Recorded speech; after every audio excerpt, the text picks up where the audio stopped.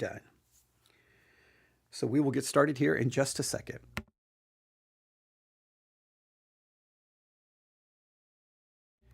We will get started here in just a second. Let me check our sound settings. I think they look okay. Hang on. Yep, they look okay. We have that ready to go. Now let me jump over to YouTube. All right. Do a search for Theology Central.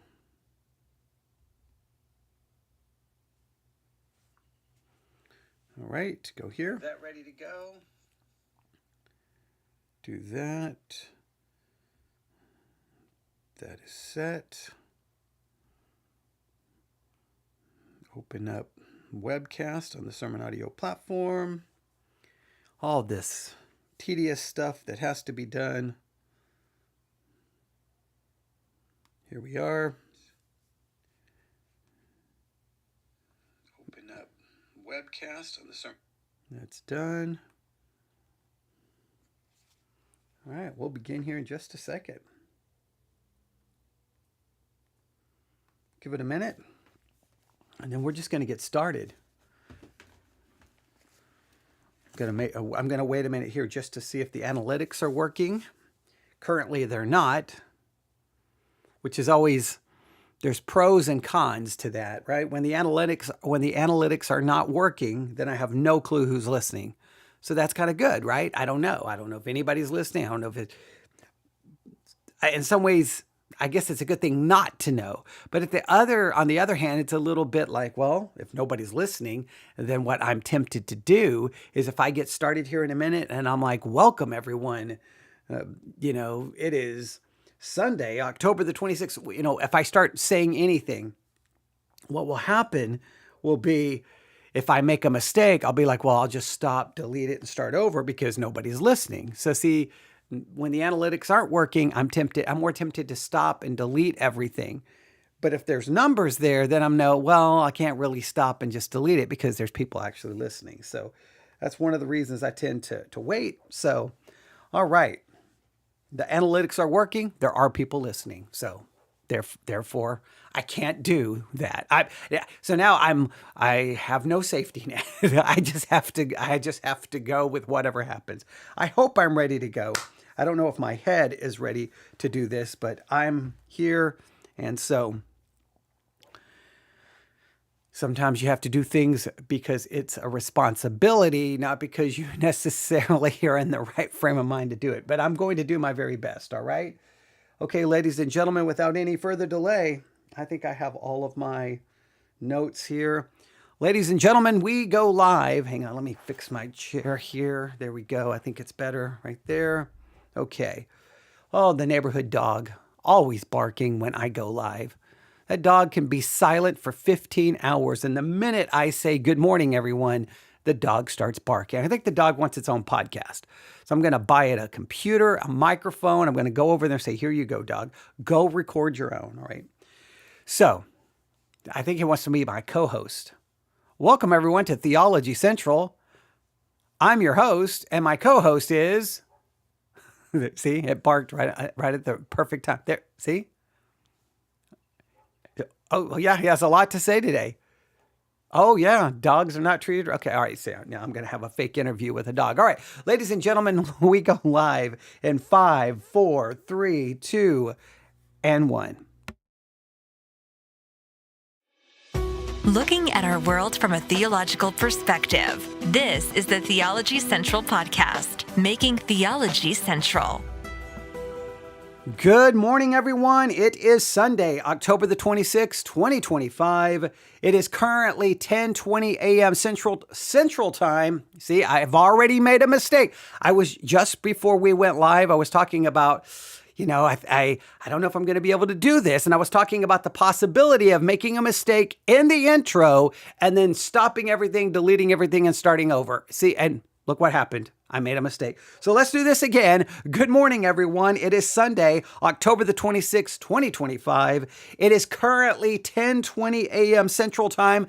It is currently 10:21 a.m. Central Time, and I'm still coming to you live from the Theology Central studio, located right here in Abilene, Texas, where the neighborhood dog is barking his head off. But I think it's finally stopping. Maybe the dog is tuning in to this broadcast. But welcome, everyone. I hope you're having a good Sunday morning. If you are listening to me live, and whenever you're listening, I hope it's a good morning, afternoon, evening, night, whenever you may be listening, wherever you may be listening, however you may be listening. I hope things are going well for you. And I hope that what we are about to do goes well, because we have now been working in Isaiah 40 through 55 for over a year. I believe it started in October of 2024. I don't have the exact date in front of me, but I believe today being October the 26th, I believe we are now over a year and working through Isaiah 40 through 55.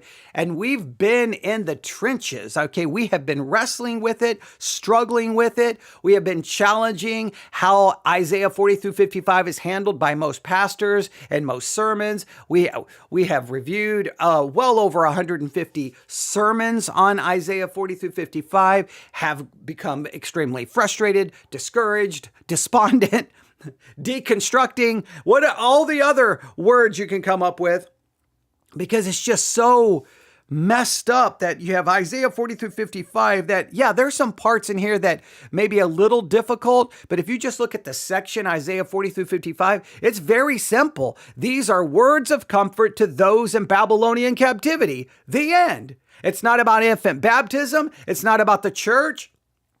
It's very specific what this section is about. Now, there may be some sections as we move forward in Isaiah 40 through 55 where we may go, okay, this has been very specific words of comfort to those in Babylonian captivity, but I think now maybe this section is introducing a new character in this section that I don't know if it fits perfectly in the captivity, the Babylonian captivity of Judah. This may be pointing to something further out. And then we will deal with that when we get there. But the text has to clearly demonstrate that. So far, 40 through 45, I was going to say 40 through 55. We haven't covered the entire section. 40 through 45, clearly, all the words are clearly directed, connected, and related to those in Babylonian captivity and to a specific character that was to come on the scene who was going to deliver them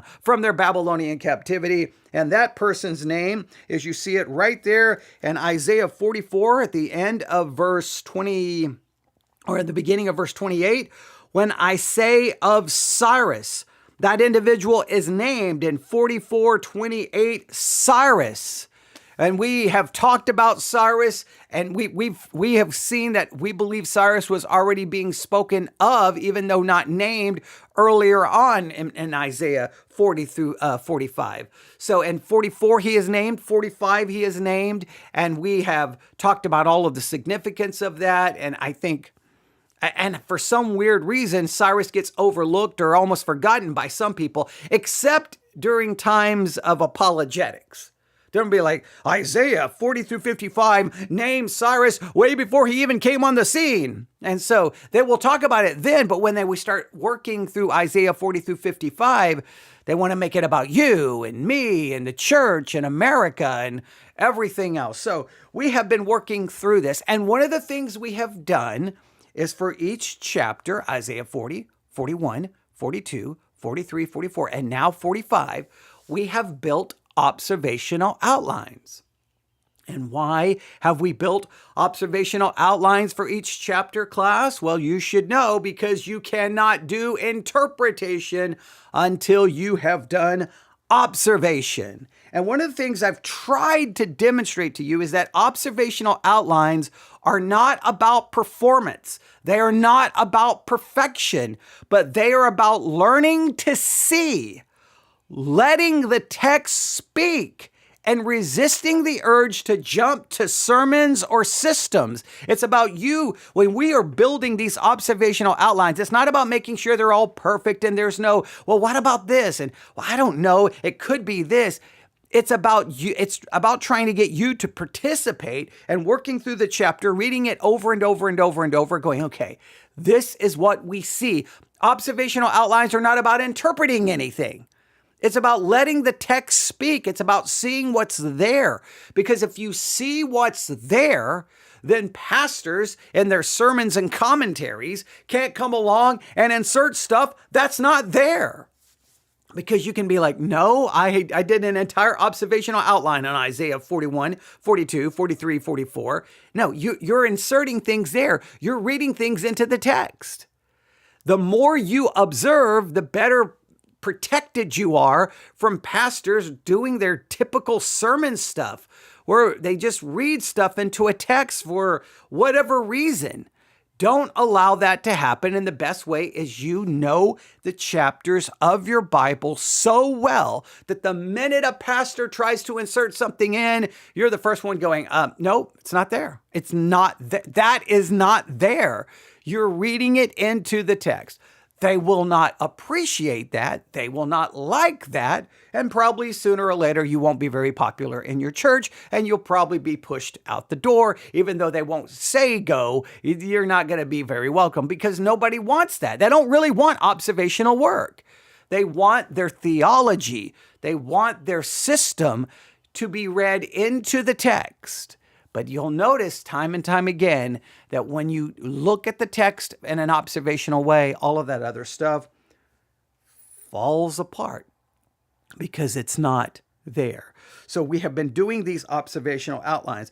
And Isaiah 45, this one, we're going to go into section 2 today. That's the goal. It's going to be relatively short. What I'm doing for the observation outline in Isaiah 45 is a little bit different. One, I'm working through it in a much more, I'm less sure about each section, right? Usually, in many cases, I have a pretty good idea that this is the way I think the observational outline can be. I'm approaching this one in a much more loose, like I'm not so sure, maybe, could it be? Because we took kind of a long break between 44 and 45. So this demonstrates a couple of things. Once I already did I have a very detailed outline of Isaiah 45, an observational outline already built. But once we started working through it in real time, I started seeing things slightly different.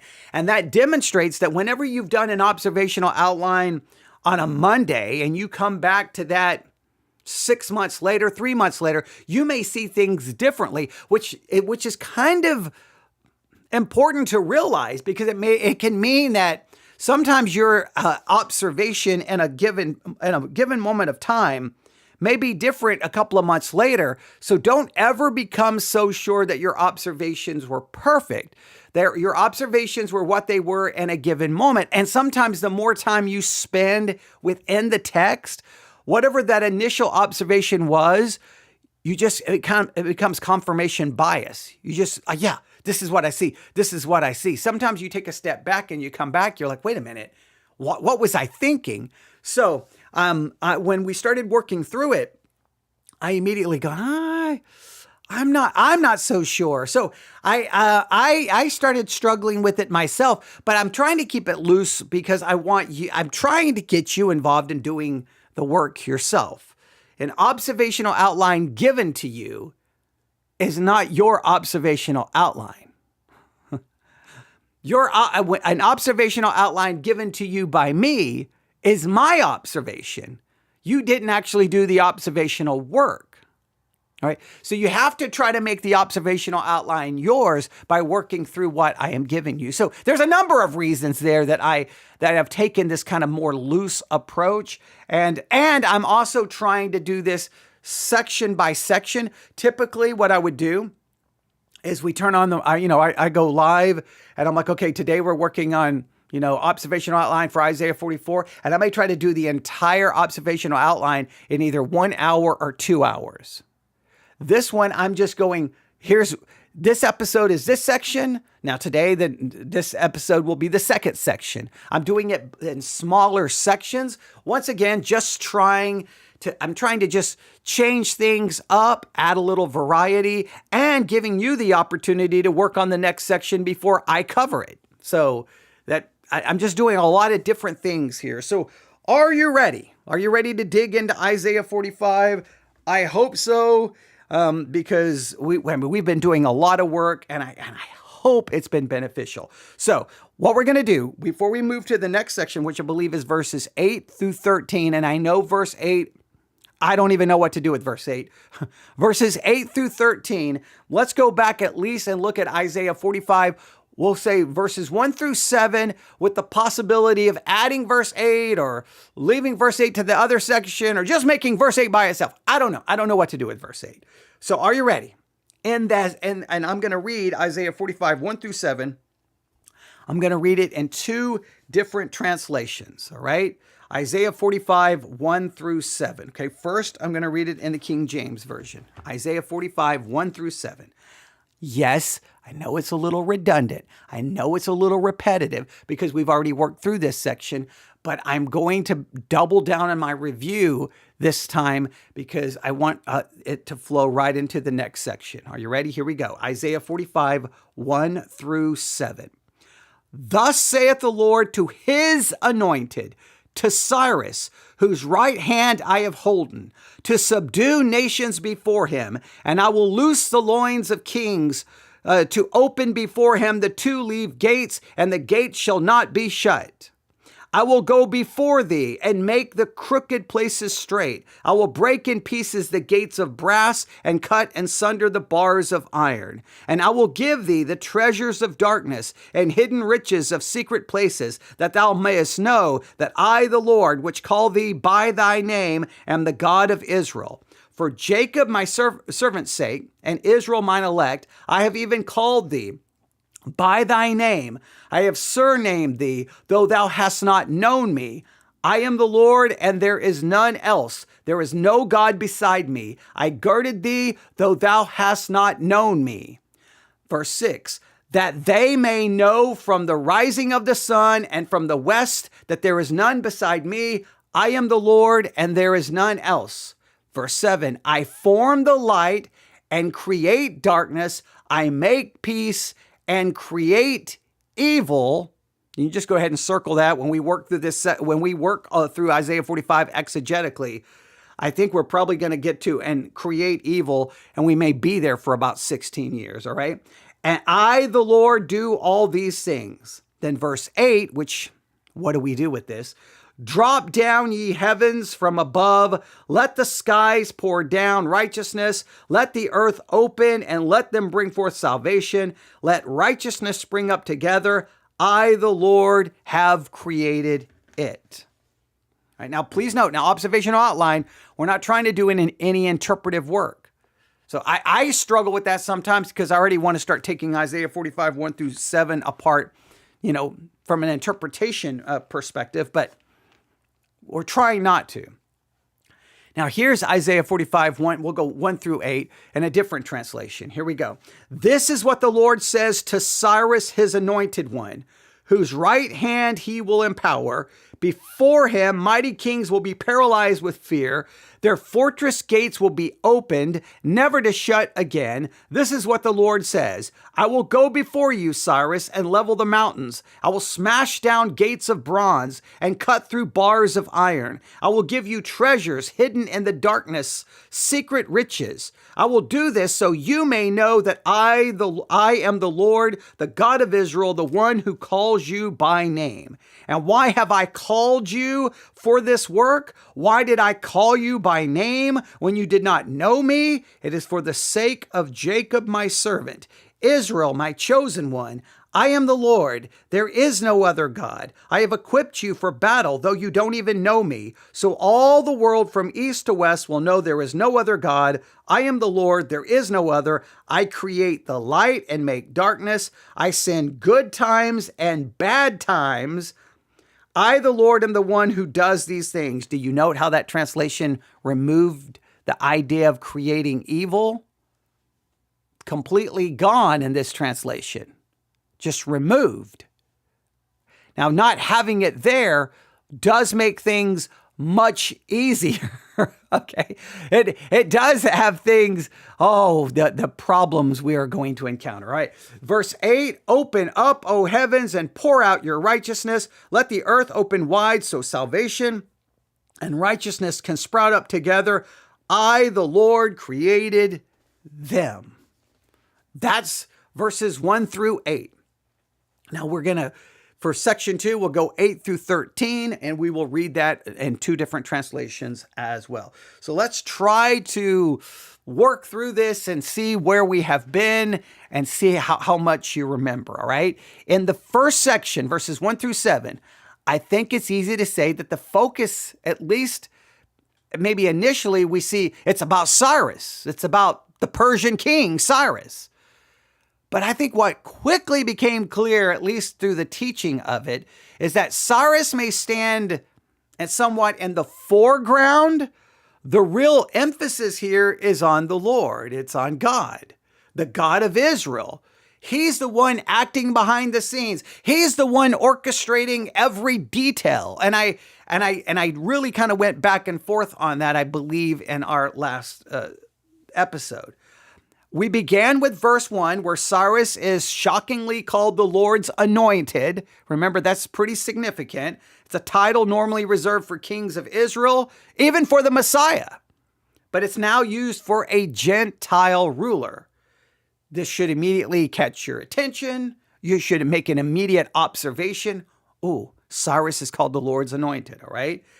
I think this isn't a fair observation. It should stop you going, I think something extraordinary is happening here. Something significant is happening here. God is doing something in Isaiah 45 that I think would defy religious expectation and go against human tradition in some ways, especially during this time. God is referring to a Gentile king as his anointed. Now, I could start preaching on this, but I think that's just an observation that you should have made when you read through it. I think it's pretty significant, all right? Verses 2 through 3 of Isaiah 45. Verses 2 through 3, how much do I want to reference back to the verses? But we just read them. Isaiah 45, 2 through 3, we observe the divine power behind Cyrus. The Lord says, I will go before you. I will break in pieces. I will give you the treasures of darkness. This is not the achievement of a great political leader. These are the orchestrated acts of a sovereign God. And the purpose seems to be clear, that you may know that I am the Lord. God is the one doing the calling. He's doing the commissioning. He's doing the equipping. He's doing the accomplishing. He's all doing it that, God may be known. And I think you can see that through the entire section, all right? Verses 4 through 6, the reason for God's action seems to be revealed. Why use Cyrus? Why now? Why this way? The text seems to be very clear. For the sake of Jacob, to make his name known. And so that from the rising of the sun to its setting, the world will know that there is none beside me. I am the Lord, and there is no other. So it seems to be 3 specific reasons why he's doing these things. For Israel, for Jacob, they're the ones in Babylonian captivity. For Judah, so that Cyrus may know, and that, it sounds like everyone may know that there is only one God. This is all being done for God to be known and for the sake of, his elect, which is Israel, Jacob, all right? This is not about the greatness of Cyrus. It's about the sovereignty of God. Cyrus is the instrument. Israel is still his chosen, even though they've been in Babylonian captivity. And the world is witnessing in a roundabout way the uniqueness of God. How God is accomplishing this in a very unique way. And we talked about this. He's using, in some ways, ordinary means. He's using a Gentile ruler, a Persian king, to accomplish his purpose. It's not the parting of the Red Sea. It's not plagues. It's not like how he delivered Israel from Egypt, which was this supernatural, miracle-filled event, right? No, this is being done through an ordinary means. And what happens when God works through ordinary means? We see the ordinary means. We may glorify the ordinary means, but God can be forgotten. Throughout this section where he's using this ordinary means, he's clearly emphasizing, but I'm the one here. Israel, see me. Don't see the Babylonian gods. Don't see the Babylonian idols. Don't look at their entire system of idolatry. Don't look to Cyrus. It's me. He seems to have to stress this over and over and over because we miss God when God works through ordinary means. I think that may be a significant part here we've been talking about that throughout Isaiah 40 through 55, all right? Then we came to verse 7. I form the light and create darkness. I make peace and create calamity. Again, depending on your translations. I, the Lord, do all these things. Again, the King James, remember the King James in verse 7 says, and create evil. Right? There's a lot there we have to, but we're not going to do any of the interpretation right now. We're not going to do the interpretation. Then we came to verse 8, and I wrestled with whether it belongs in the first section or it begins a new one. It's kind of poetic. It feels sudden or kind of like a major change. Shower, O heavens, from above, and let the clouds rain down righteousness. It's almost like a prayer or almost like a hymn in some ways, right?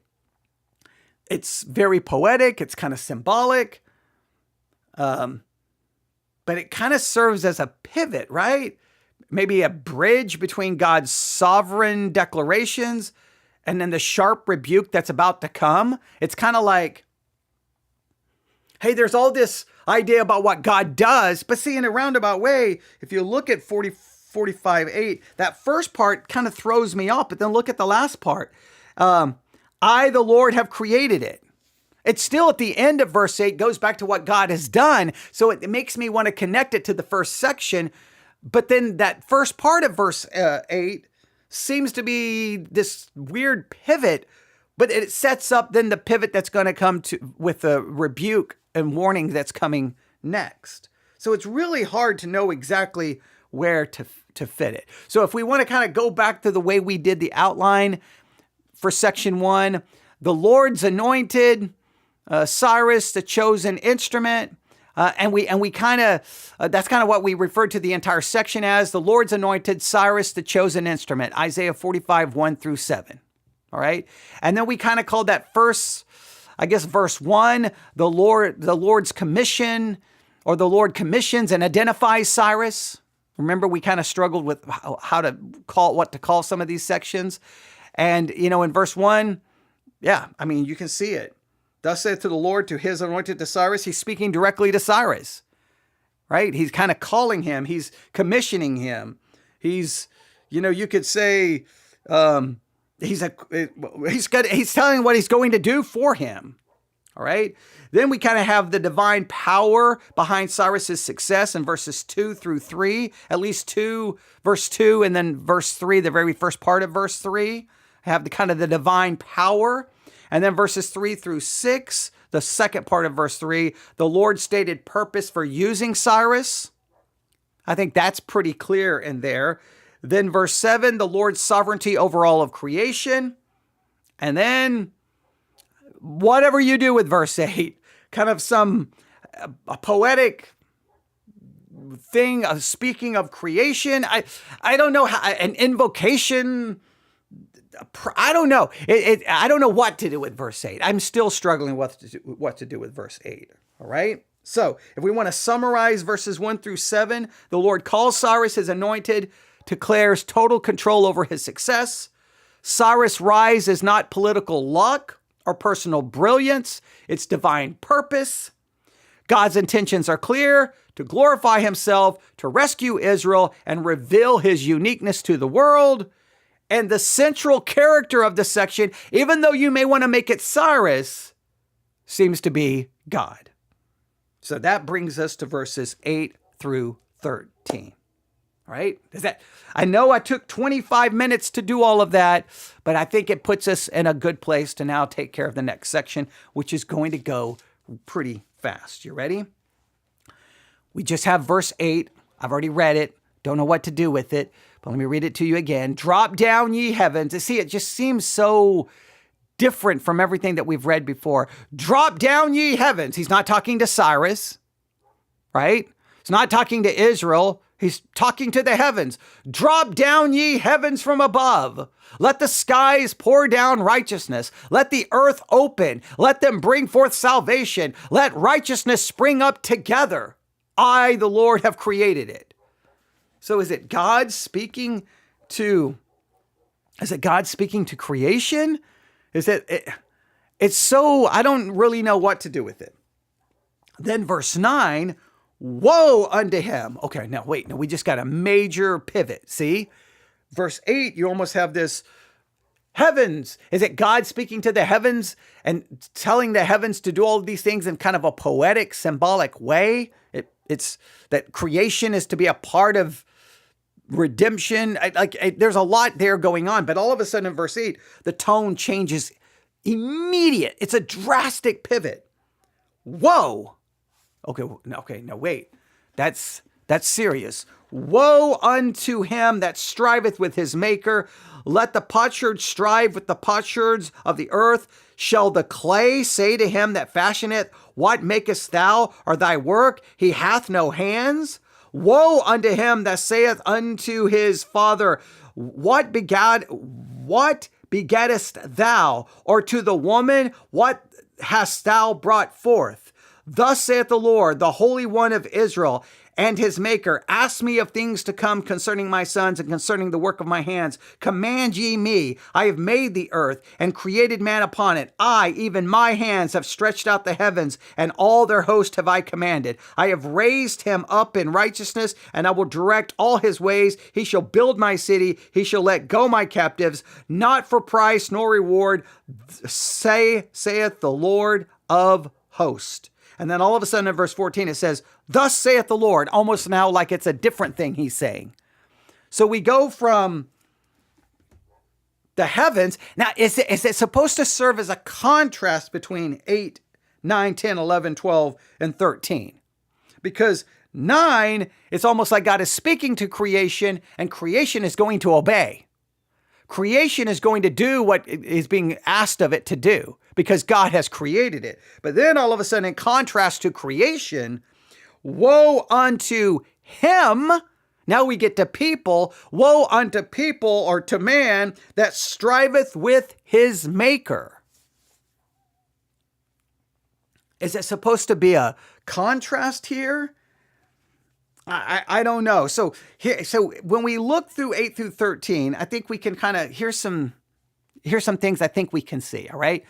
We have this possible call to creation, a call for righteousness and salvation to rain down like a storm from heaven. I think everyone can see that. Then we have a direct rebuke of those who would question God's purposes, who would dare to argue with the potter about what he is forming. And then do we have kind of a reaffirmation of the plan, his authority, his action, his commitment to bring Israel back using Cyrus without payment or reward simply because God said it will be so. So maybe we could do it this way. Verses 1 through 7 may show us that Cyrus is God's chosen instrument. I think that's clear, and that it's God doing it. Verses 8 through 13, and I still don't know what to do with verse 8, they show us that even God's chosen methods must not be questioned. We may not understand the method, but don't question it.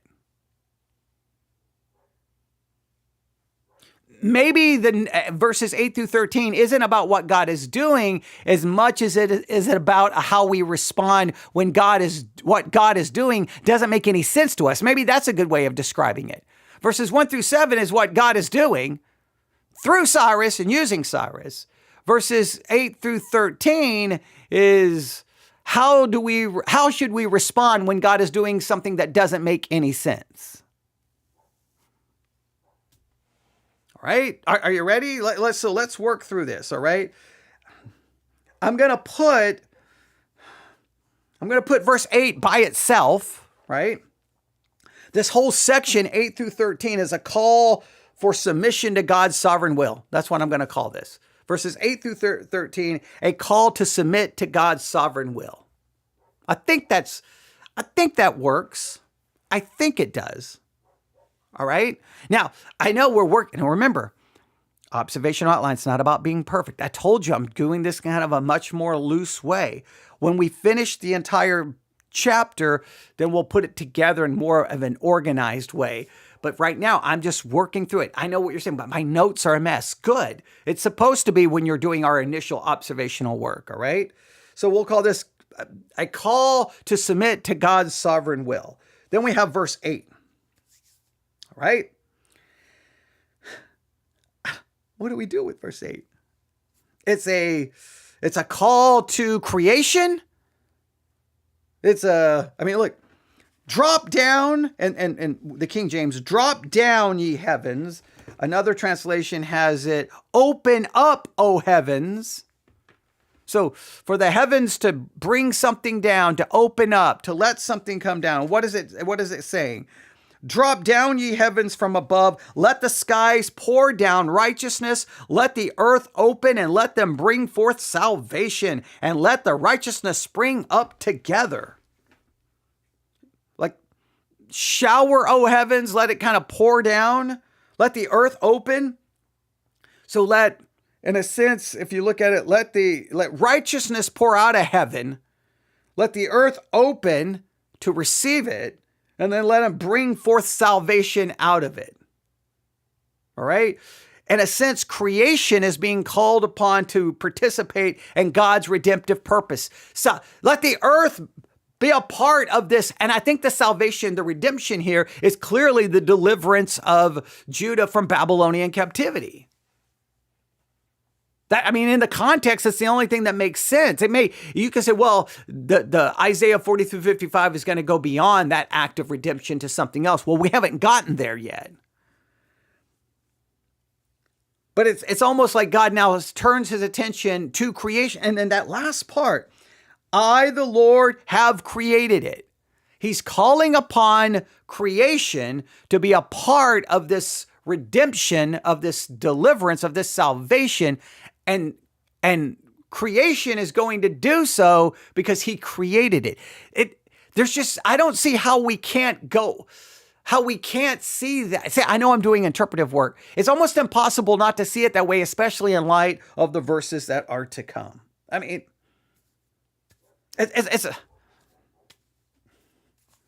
It's a call for this. If we call this whole section is a call for submission to God's sovereign will. It's a call to submit to God's sovereign will. And the first part is the example of creation submitting. I don't know what we call this. A prayerful call to creation, God's words to creation being asked to do something, and it's implied that creation is going to abide by it because God created it. But then immediately we come to verse 9 and 10, and what do we have? We have strong rebuke. We see the words, woe unto him in verse 9, verse 10. Woe unto him. This is a rebuke. And this is a rebuke for those who would challenge or go against God's purpose. The whole section 8 through 13 is a call to submit. Verse 8 is a call or a words to creation. And verse 9 through 10 is a rebuke to those who don't submit or to those who resist. And if we look at verse 9, I'm going to read it from a different translation. Woe, let's see, 45, it says, okay, and this one is a little, this one doesn't use the word woe. This translation starts this way. What sorrow awaits those who argue with their creator? Does a clay pot argue with its maker?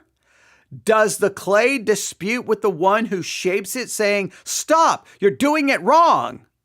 Does the pot exclaim, "How clumsy can you be"? Now, it's obviously using very poetic, kind of almost ridiculous language to make a point. Does the clay pot argue with the maker? And the obvious answer is no. The King James says, "Woe unto him," there's the woe, "woe unto him that striveth with his maker. Let the potsherd strive with the potsherds of the earth. Shall the clay say to him that fashioneth, What makest thou, or thy work? He hath no hands. Woe to him that saith unto his father, What begettest thou? Or to the woman, What hast thou brought forth?" That's verse 10.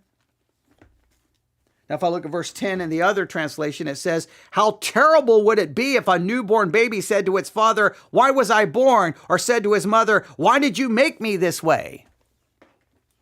It's the idea of arguing and pushing back against the creation, the creator, I should say, upon the creator.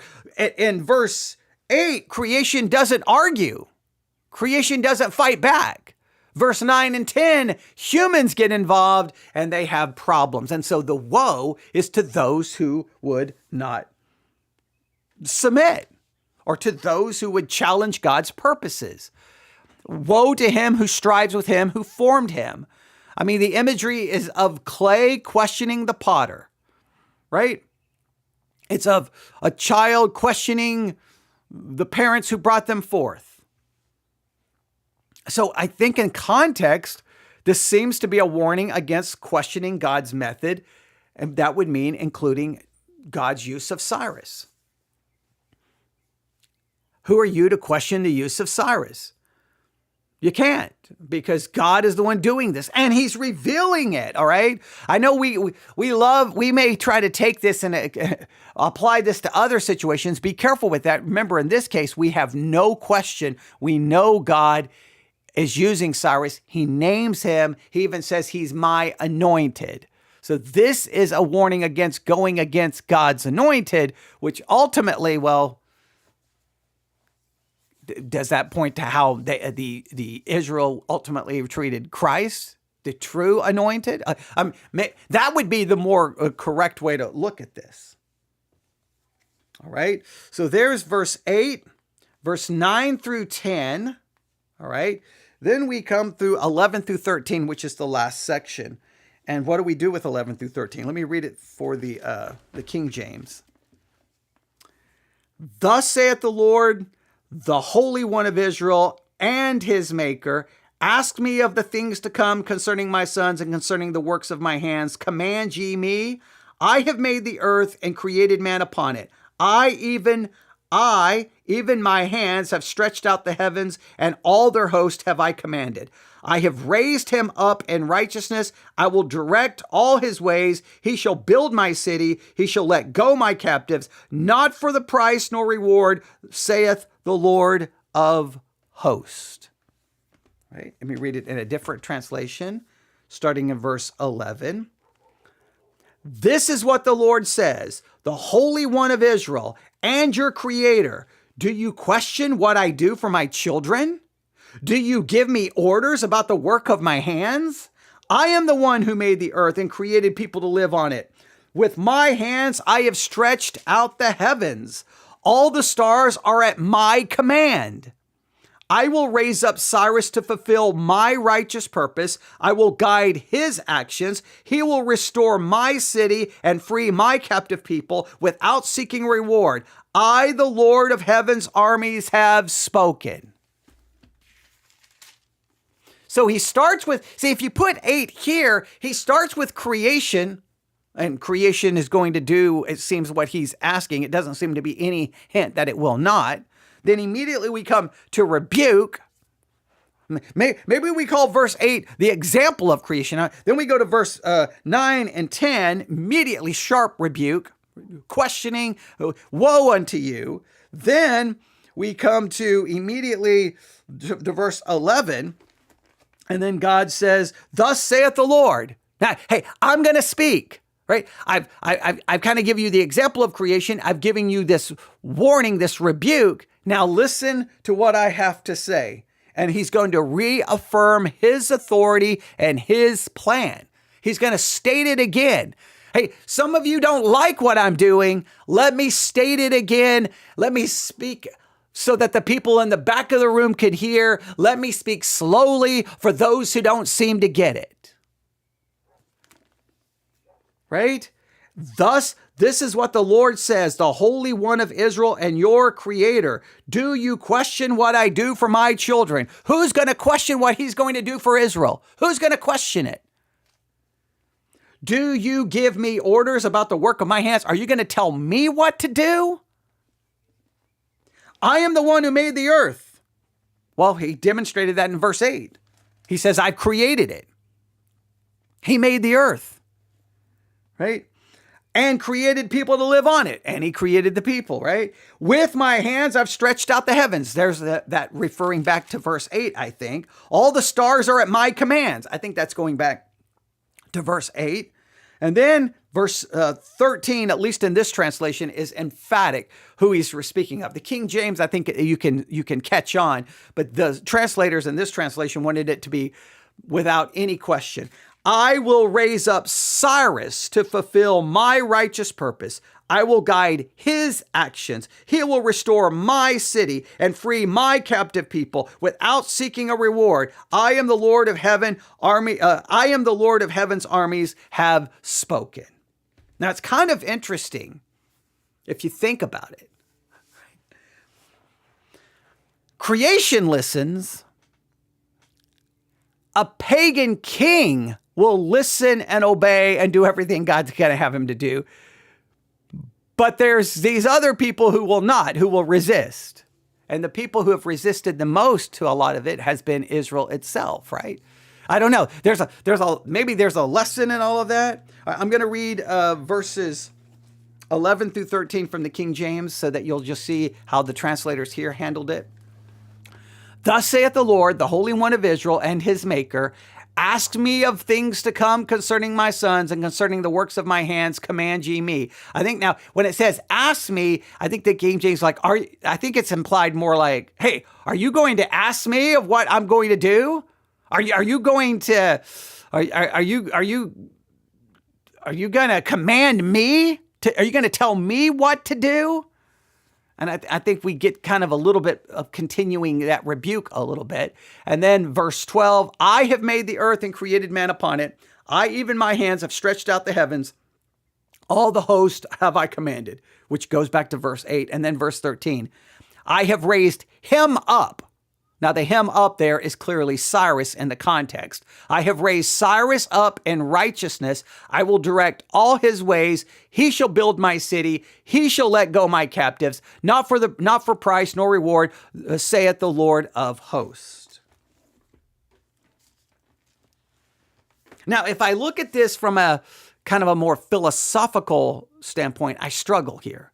So this is where I will challenge God, because a lot of this doesn't make any sense. If you can get the Persian king, if you can get creation to do what you want, and if you can get this Persian king to do exactly as you want, to come to conquer the Babylonians and then to let the Israelites go, give them the material they need, equip them and prepare them so that they will go back and rebuild Jerusalem and rebuild the temple. If you can get Cyrus to be a part of all of that, do exactly as you want as his anointed.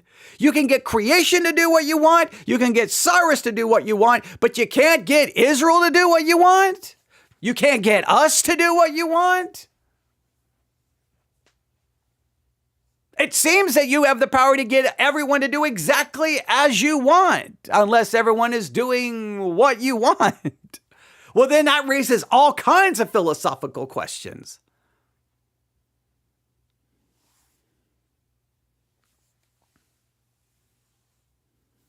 Now, I'm trying not to do too much interpretive work, but I think that from an observational standpoint, you have to at least start struggling with that. Right? Don't you? A little bit?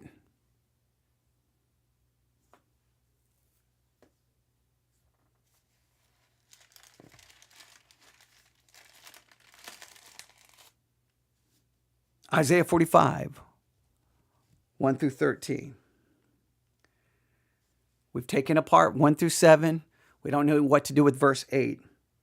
So if we try to outline 8 through 13, this entire section, we'll call it a call to submit to God's sovereign will, or a call to submit to God's sovereignty. Verse 8, what do you want to call it? I don't know. The example, God's words to creation? I don't know. Verse 8, what do you want to do with that? I don't know.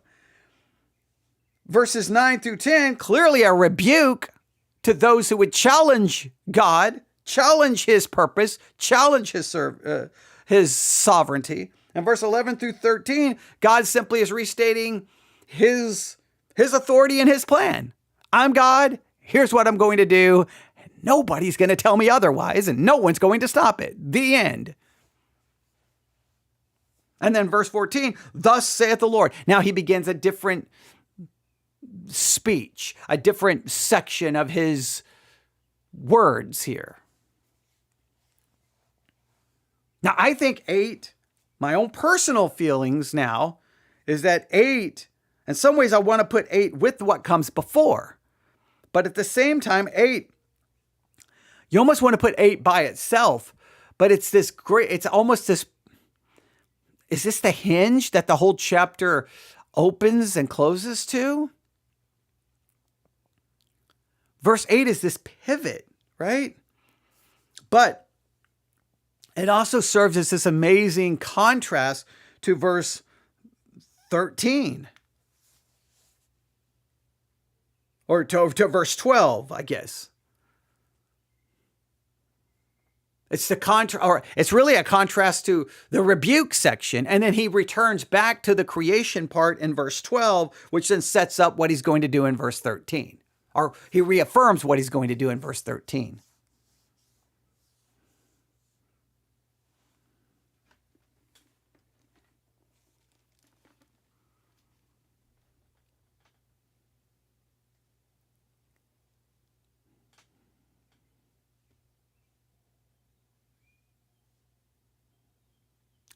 Yeah, I don't know. I'm sitting there looking at it. If I was in front of a group of people, this would be a good time. I'd be like, okay, and what I think right now I'd get a lot of different thoughts, and a lot of people would have their own perspectives. That's the beauty of this. I mean, we're supposed to be doing observational work. I know I keep sliding over into a little bit of interpretive work. It's hard trying to figure this section out. Not because it's like we know what it's about. It's just trying to, how does it all fit together? Some of the chapters I felt like I could really okay, this from this to this, here to here. Okay, I could really identify each section to me clearly. This one I'm struggling with what to call these sections, how to break this down. I am struggling a little bit more through this one. Maybe that long gap of time did not do me any favors, but I am struggling a little bit more with this one. So, I'm going to read Isaiah 45, 8 through 13, 2 different translations, and we'll be done. 45, 8. Drop down, ye heavens from above. Let the skies pour down righteousness. Let the earth open and let them bring forth salvation. Let righteousness spring up together. I, the Lord, have created it. Let creation do this. And why is it going to do this? Because God has created it. It just, it's interesting. Verse 9, all of a sudden, you talk about like a hard left turn, a hard right turn. Woe unto him. Now, he's not speaking to the heavens. He's not speaking to the skies. He's not speaking to the earth. Woe to him. Now to people, right? Woe to him that striveth with his maker. The King James puts an exclamation mark. Remember, no punctuation in the original, but the translators really want you to see the intensity of that. Let the potsherds strive with the potsherds of the earth. Shall the clay say to him that fashioneth, what makest thou? Or thy work? He hath no hands. Woe unto him that saith unto his father, what begettest thou? Or to the woman, what hast thou brought forth? Thus saith the Lord, the Holy One of Israel and his Maker. Ask me of things to come concerning my sons and concerning the works of my hands. Command ye me? I have made the earth and have created man upon it. I, even my hands, have stretched out the heavens, and all their host have I commanded. I have raised him up in righteousness. I will direct all his ways. He shall build my city. He shall let go my captives, not for price nor reward, saith the Lord of hosts. I think you can see how it flows together. At least I feel it does. This translation, I think, in some ways, kind of clarifies it a little bit, just so that we get some idea. Verse 9, all right, Isaiah 45, verse 8. Okay, Isaiah 45, verse 8. Open up, O heavens, and pour out your righteousness. Let the earth open wide so salvation and righteousness can sprout up together. I, the Lord, created them. Again, just emphasizing God's creation and God's as creator. Verse 9, what sorrow awaits those who argue with their creator? Does a clay pot argue with its maker? Does the clay dispute with the one who shapeth it, saying, stop, you're doing it wrong? Does the pot exclaim, how clumsy can you be? How terrible it would be if a newborn baby said to his father, why was I born? Or said to its mother, why did you make me this way? Verse 11, this is what the Lord says, the Holy One of Israel, your creator. Do you question what I do for my children? Do you give me orders about the works of my hands? I am the one who made the earth and created people to live on it. With my hands, I have stretched out the heavens. All the stars are at my command. That goes very much with 8. Verse 13, I will raise up Cyrus to fulfill my righteous purpose, and I will guide his actions. He will restore my city and free my captive people without seeking reward. I, the Lord of heaven's armies, have spoken. The end. But see, I struggle here so much. Look, I don't want to question God as, I'm the clay, he's the potter. Who am I to question him? Who am I to challenge him? But faith is the questioning and challenging of God, because faith believes in God, but faith wrestles with God. I don't see faith as just like, I just accept what you do. It's struggling with God. But I struggle because, hey, if you can do all of this with Cyrus, as this one translation says, I will raise him up to fulfill my righteous purpose. If Cyrus is going to be raised up to do exactly what God wants him to do, God could have all of us do exactly what he wants us to do.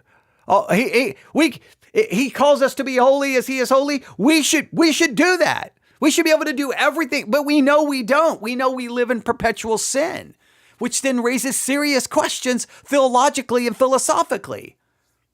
Am I doing exactly what God calls me to do?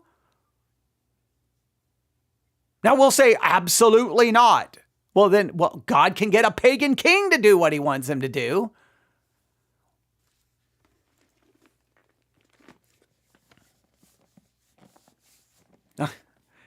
I mean, come on. If you don't, that's an observational issue. I'm not trying to get interpretive. If you should struggle with that as a reader, you should be like, well, wait a minute, time out. So Israel's over here. They can't do what you want. They can't do what you want them to do. You're rebuking these people who may challenge you, but Cyrus is just this pagan king for somewhere, just doing exactly as you command. The heavens do exactly as you command. Well, just take those commands and just have everyone else obey those commands. I am baffled by that contrast here.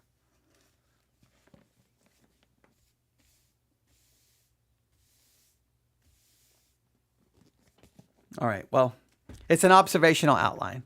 Now, when I get done with observational outlines, I always hate it because on one hand, I'm like, well, we didn't really teach, right? We just did observation. I know I read the same section over and over. Some of you, I know you got irritated with me reading it so many times. I know you did. But the key is to try to just see to see. The more we read, the more we see, then the better our observation. Obviously, seeing is observing, and then that helps us with the interpreting. And we should already be struggling with some questions. All right, I'll stop right there. That is observational outline of Isaiah 45, part 2. God bless.